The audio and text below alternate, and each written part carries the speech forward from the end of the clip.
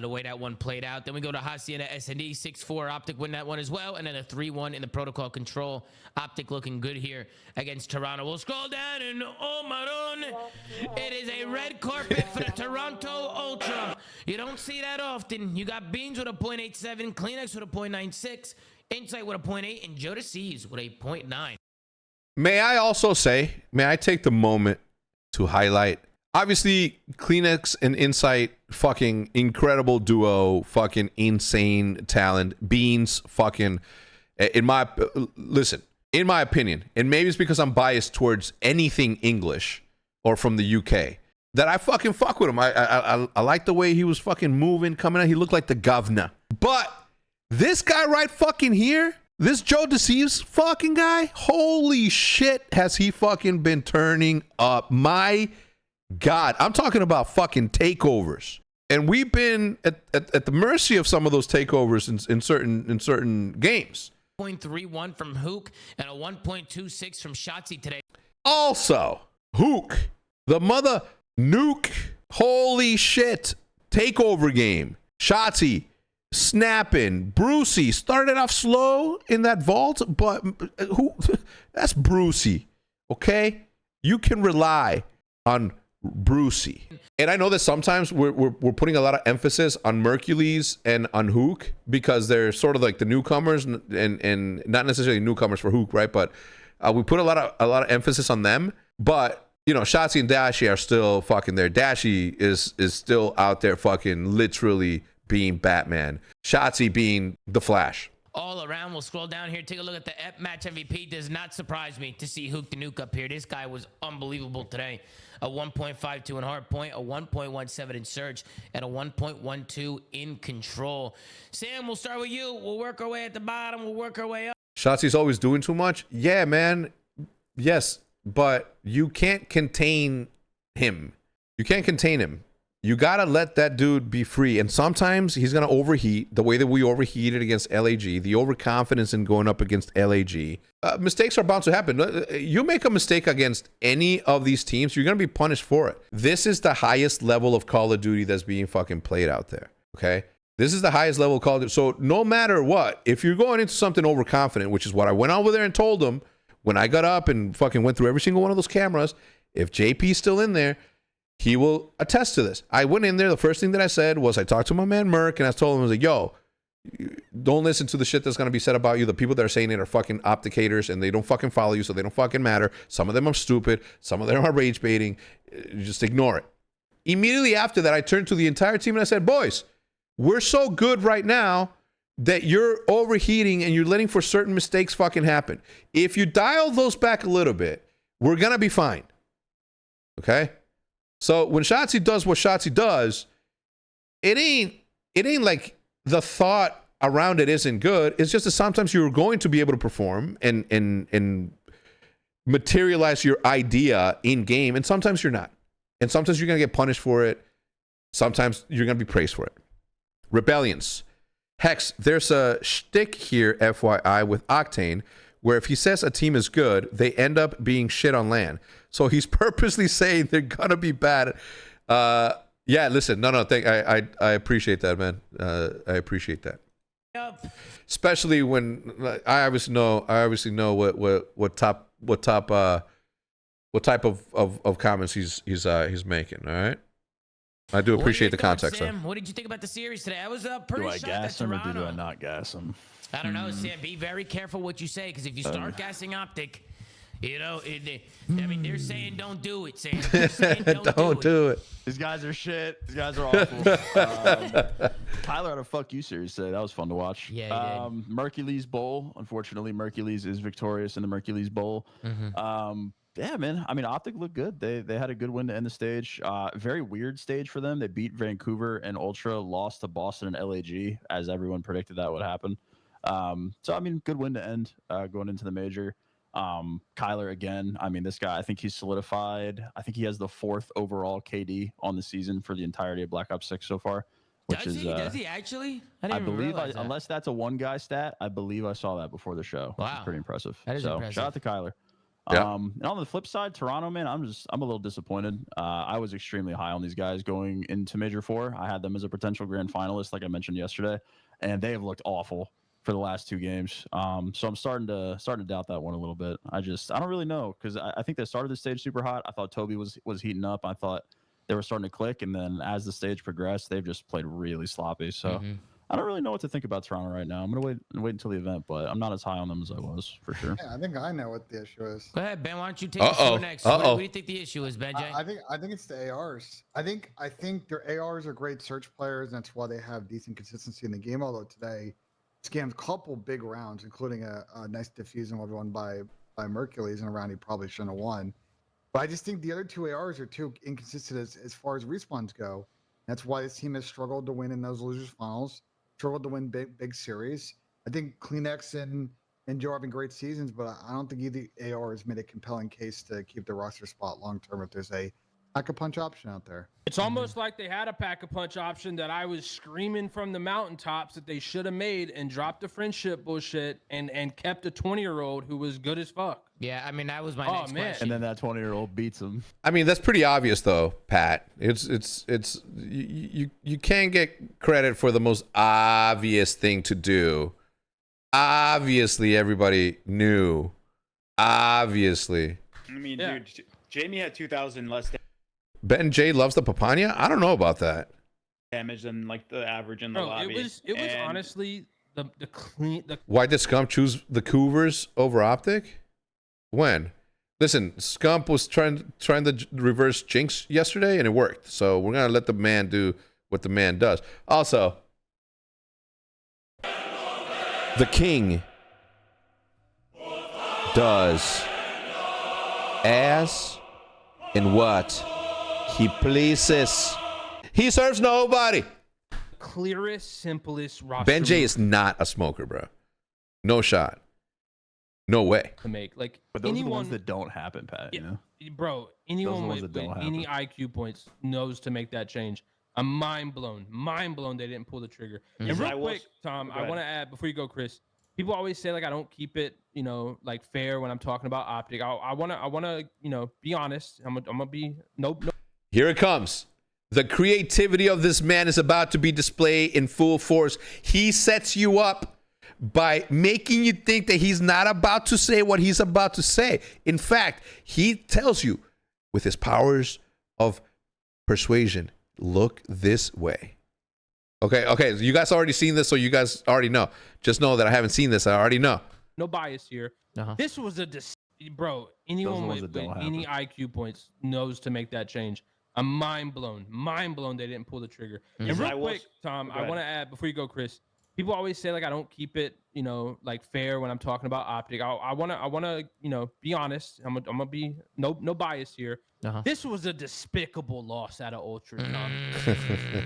Optic's horrible. Toronto should not be losing this. So I do want to, make sure I'm keeping 100. Despicable loss out of the Ultra. And absolutely they should have picked up Merc. I'm still to this day, I think they're gonna regret that for a very long time. But Pat, you don't think Optic play good enough? Like you think Toronto gets in this series? After what I've seen out of Toronto the last couple of days, bro, Toronto's looked horrible.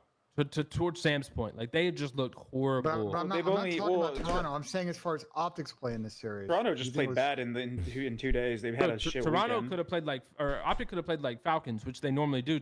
It's just that Toronto looked horrible today, and that's my point I'm trying to stress. For the stage. See, that's my thing, though. That's my thing about Pat. Like, he clearly knows ball. So for him to go out of his way to be creative on being wrong, it takes hot takes. Bro, I don't know. I still feel like Optic, bro, they picked up Merc, and I thought he was the missing piece, to be honest with you. Like, just in terms of, like playstyles and what they needed as like a team comp, like, as a whole, I felt like they made a good change with Merc. I feel like now, I mean, let's be honest, bro. They took down a couple good teams, right? Vancouver, Toronto, boom. And then that LAG series is a wash, bro. There's no way that they let that happen again. I mean, at least from what I saw, I mean, that should have been another series they had in the bag, right? But I think they definitely look better than what they have in the past this year. At least I think they look better with Merc. I think they look way more elevated than they were at all. This is probably the best iteration of the roster so far that we've seen throughout the year. And on top of that, it hasn't been long. These guys are only going to get better, right? The more reps they get. especially in search, the better they're gonna get. Right, so team now, I think it looks a Huh? Yo, man, come on, man. lot better when you watch them play. It feels a lot more free flow. Bibs. But what do you think, Duarte? Let's get your opinions on this. Do you I was think? gonna say I think this series just kind of exposed a little bit more of Toronto's weaknesses. They did have a bad weekend where they lost to both Surge and Optic, and they just didn't play up to their standards. But at the same time, like in this series, it's pretty black and white that like Jamie is just an inconsistent player. Like he is good, and he definitely has that go button sometimes, but most of the time it's not there.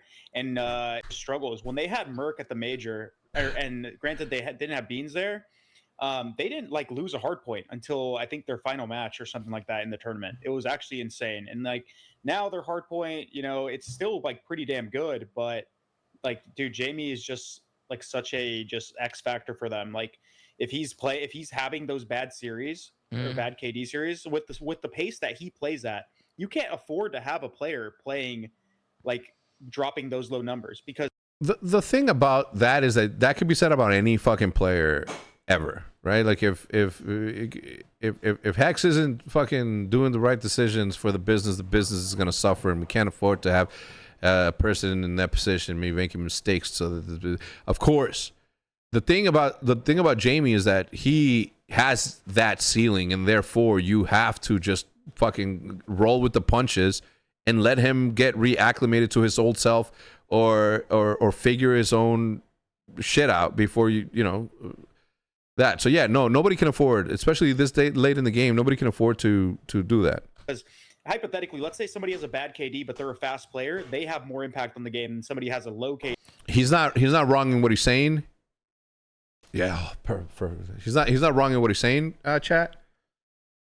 But insight, man. And then on top of that, their S&D is not nearly in the level that it used to be at the the first stage or two, where they were like looking at. I think HecZ is saying at least a 0.95 within the is impactful, but a 0.95 when you're 16 and 17 and 36 and 36 with less damage just means you're a non-factor in comparison. True, but to solely focus on those kills or those numbers, whether he went 16 and 17 or 36 and 37, at what moment in the match did he get certain kills that tabulate to the number that you're talking about? Because impactful plays are impactful plays. S&D teams, that's taken The same way the non-impactful are non-impactful. a step back.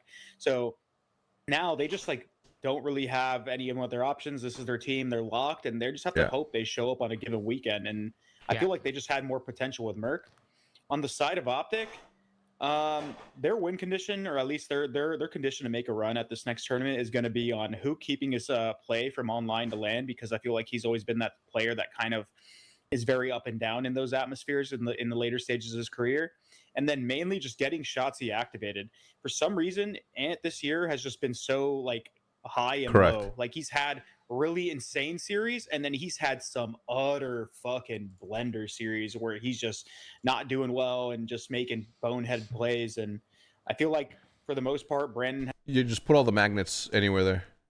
has been relatively consistent, but even he also has some like maps where he kind of struggles, even though he puts up high damage. So they just got to figure it out and hope that Kyler and Shotzzy, can bring that sort of pace. Because when they do, they have This hop right here, though. This hop right here. the potential to beat Kudos to the teams kid. like Surge, teams like Toronto. And I understand Beans' position here, because he could have just been like Seth said, he could have just been on a head. I mean, the 7 seconds left, so maybe not that much, but he could have been in a heady right there. So I think in the Surge series that they played, I think Hook went crazy in that one as well. So yeah, they just need him to show up, Shotzzy to show up.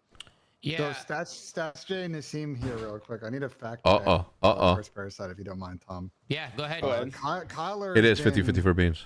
First, have you a little bit of buzzing in your mic, Chris? I don't know if your in-ears are getting too close to the mic. I don't know. I didn't even hear No. it. Nobody fucking heard it, Benji, until now. Now I hear it. Now I hear it, Benji. I didn't hear it at first. Now I do. KD wise on land. I'm not saying that he's playing better than I hear it his now. teammates. I'm saying the matches he's put up online and compared to LAN are not the same. I'm not saying he's the worst on the team or he's worse than his teammates, but he has series online where he's dropping like 1.2s.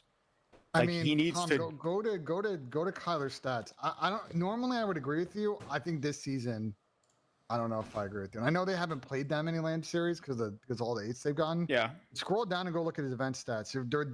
The delta that used to exist there really doesn't like he's been fairly consistent. Yeah, he's had a couple of splits here. He had bad S&D, a major one, whatever. But you see, like, I don't think Kyler's numbers have been that consistent. Yeah, his numbers look good. His numbers look pretty Yeah, good. they're not bad. But I'm just saying, like, if he can get activated and have those like Gunsmoke with the Gifty, the JP, appreciate that. A threat like a Hydra level player, Shotzi level player, like this team can make that run. It's a insane like metric to hold him to. But if he's doing it online in multiple series, there's no reason he can't do it at LAN. Is my point. I'm not saying he's like the worst person on his team on LAN. What's up, JJ? I'm saying if he's putting up those numbers online, he's got to do it on LAN. I think it's a numbers thing, and I also think with them, it's just about finishing maps and finishing situationals. We've seen in Search all season that these guys just don't play situationals correct. It seemed like today they started to get a better handle of those on HecZ S&D. I wonder if HecZ S&D, though, become a map that they don't end up playing too much, because I think people may not want to play them on that. But Respawn, today they were clinical, but in past days we've seen the split. They haven't been so much. I wanted to go to the Toronto thing just to close out, Pat or Chris. I would say, yes, Jamie's a little bit consistent when it comes to Respawn. And I think the speed at which he plays sometimes and damage is definitely an issue. But I think it's not helped by the fact that his other AR partner been kind of discounting how our roster changes can reset our map. 100% for us. And I don't think that I just don't think that they're taking that into consideration, because at this point in time, like the amount of a season. How do I explain this?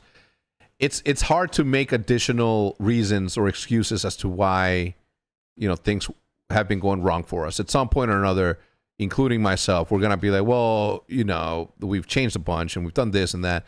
Like now it's this.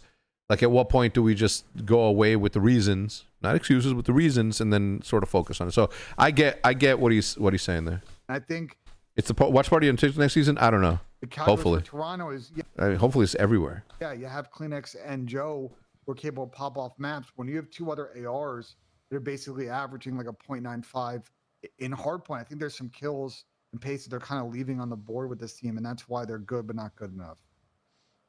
Yeah, the consistency with the ARs is definitely an issue. They see one of those guys. They need one of those ARs to come to this event and just fry like they have with Merc. They do that. I like Toronto's chances to beat some of these teams and maybe make a final. If this is what it's going to be, where Ben and Jamie are just a dice roll and Respawn every series, like third might be the best they get all season. Jamie did play good at the last major with Merc on the team, though. I will say he has a couple good series. Jamie does get better on LAN. I feel like he's a better LAN player than he is an online player. But I agree. I've been talking about Jamie all year. I feel like left stick Jamie is phenomenal, and then when he just loses his left stick, I lose composure. Like that's when I start like tweaking. Right, so like he needs to get into that like consistent form. Both of the ARs. When he said left stick, I imagine what the left stick does, and it's just do. And this was a crazy play. This was a game-changing round right here. Yes, Toronto it was. Could have went up 5-3 in this S&D. Instead, this gets tied up at 4 because Merc hits the ninja defuse onto Benjamin Beans.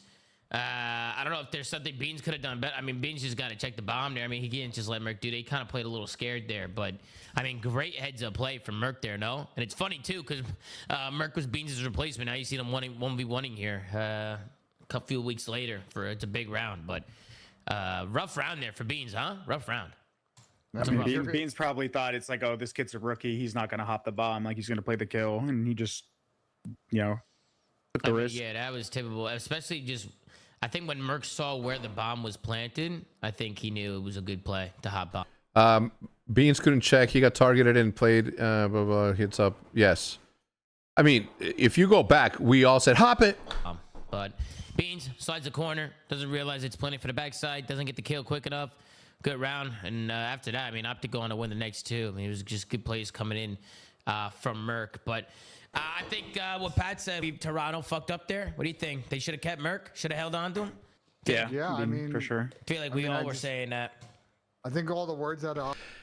Listen, the thing about that also is that it's not as easy as making that replacement, right? It's the whether you want to or not, there's a level of loyalty that you have to develop amongst your team to be able to make tough decisions when you need to make tough decisions.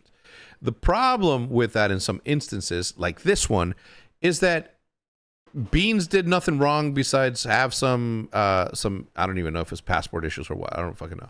But for whatever reason, he wasn't able to make it. And it wasn't because he was sick. It wasn't because he was lazy. It wasn't because he fucking sketched out on going to an event or didn't want to go to fucking Miami. It just happened to be that, right? So to make a decision like, yeah, we're gonna fucking drop you on a dude that performed well once. Okay, so again, listen, this dude on the surface looks fucking incredible, Mercules. Man, Toronto ain't no team that's just like, you know, a coin flip. You can tell that they're gonna be on Sunday. They're gonna be there on Sunday. Is what I'm trying to say. Okay, so for them to just make a prediction like that, you need scissors. It's just a hard decision to make. You can't blame somebody for sticking loyal to somebody who had nothing to do with the reason as to why he couldn't travel. And also, this dude is not proven. He did good. Awesome. We'll prove him out. Obviously, we're in the process of it. But to make a decision like that, like we were in a completely different scenario because we're trying to get back on track after having the worst track record. Optic camp is they really like what they've been seeing from Merc. I think when you look at his arrow, there's definitely like. Yo, Jack Packer says that he would have put that fridge on his back so that it wouldn't squeak. Yeah, I need him over here. He said that he should have been here. It feels to me they're only saying this because he's carried on his form into Optic, where Toronto struggling had bad prior to the major. Yeah, that's a good point also. Maturity of the way he plays, I think, yeah. Not having a player, an asset like that on your team is definitely a miss from Toronto. Yeah, this guy's been making some noise, man, as a rookie coming in late in the year. I think this guy's he's gonna have a long future, bro. He's gonna have a really good future, long future. I'm excited to see what this guy can do on land. That's gonna be really exciting. Fingers crossed. Any other thoughts, guys, before we move on? Because I know we got to get to that bracket. We got another series here. All right, what did I miss? Take it all season. Jamie did play good at the last major. Seen from Merc, I think when you look at his arrow, there's definitely like a maturity of the way he plays. I think, yeah. Not having a player, an asset like that on your team is definitely a miss from Toronto. Yeah, this guy's been making some noise, man, as a rookie coming in. Hindsight, man. Late in the year. Hindsight. 3 a.m. here in I think Australia. This guy's, he's gonna have a long future, bro. He's gonna have a really good future, long future. I can't even tell you what I want to tell you. I'm excited to see what this guy can do on land. That's gonna be really exciting. TMI, you know what I'm any saying? other thoughts, guys? Before But I we too move on, dropped 'cause something I know in the we gotta toilet. Get to that bracket. We got another series here. Any It was after I took a leak. other thoughts here? Any thoughts? Well, we're going to see this rematch in a couple of days, so. Walker, go. All right. Cool.